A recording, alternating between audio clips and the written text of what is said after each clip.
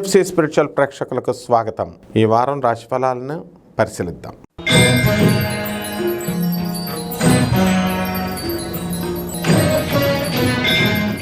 ధనుస్సు రాశి.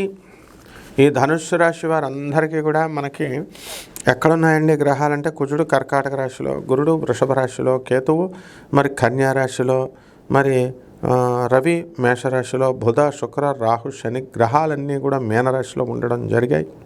కాబట్టి ధనుస్సు రాశి వాళ్ళందరికీ కూడా అర్ధాష్టమంలో ఉన్నటువంటి ఈ యొక్క రాహు చాంచల్యాన్ని ఇస్తాడు, కాన్సంట్రేషన్ ఉండదు.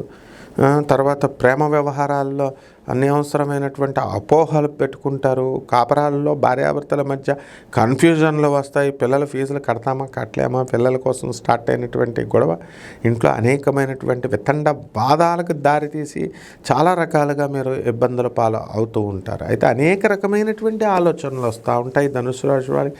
ఏమన్నా మేము లక్షలు పెట్టుబడులు పెట్టి మేము చేసామండి బిజినెస్, కానీ అమ్ముడవట్లేదండి, ఫ్లాట్లు అమ్ముడవట్లేదు, స్థలాలు అమ్ముడవట్లేదు, ఏమిటండి కర్మసులు.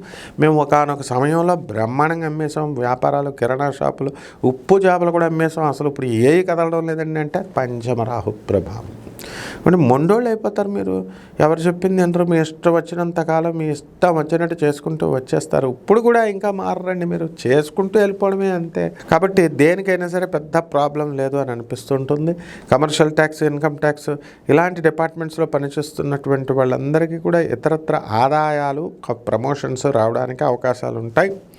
అలాగే ఈ యొక్క ధనుస్సు రాశి వారికి మనకి శత్రువుల్ని మీరు ఈజీగా కనిపెడతారు. శత్రువులు అంటే పశ్చాత్తాపాలు వస్తాయన్నమాట. అరే మనం ఇంతకుముందు ఇలాగ చేసామా వ్యాపారం, ఇంతకుముందు ఇలా మనం తప్పులు చేసామా, మనం ఈసారి చేయకూడదని పేదవాళ్ళకు మనం దాన ధర్మాలు చేయాలనేటటువంటి ఆలోచన మీకు ముందుకు వస్తుంది. సినిమా ఫీల్డ్లో ఉన్నటువంటి వాళ్ళు కూడా మంచి లాభాలు తీస్తారు.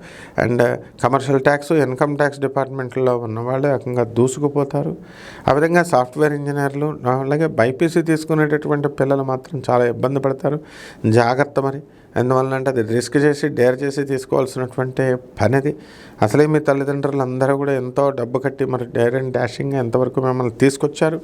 కాబట్టి పరిహారాల దగ్గరికి వచ్చేసరికి ఈ ధనుస్సు రాశి వారికి మనకి అర్ధాష్టమ రాహు ఉన్నాడండి. రాహు జపం చేసుకోండి, రాహు స్తోత్రాలు చదవండి, రాహు కిలోంపావు మినుముల్ని, ఆవుపేట రంగు ఉన్నటువంటి వస్త్రాల నుంచి పేద బ్రాహ్మణులకి శనివారం నాడు ఉదయం 8 గంటలకి దానం చేసుకోండి. అలాగే దశమహావిద్యల్లో ఒకటైనటువంటి మరి ఈ యొక్క బగళాముఖి అమ్మవారి యొక్క హోమాన్ని మీ ఇళ్లలో జరిపించుకోవడం ద్వారా బ్రహ్మాండమైనటువంటి శుభ ఫలితాలు మీకు దొరుకుతాయి. శుభమస్తు.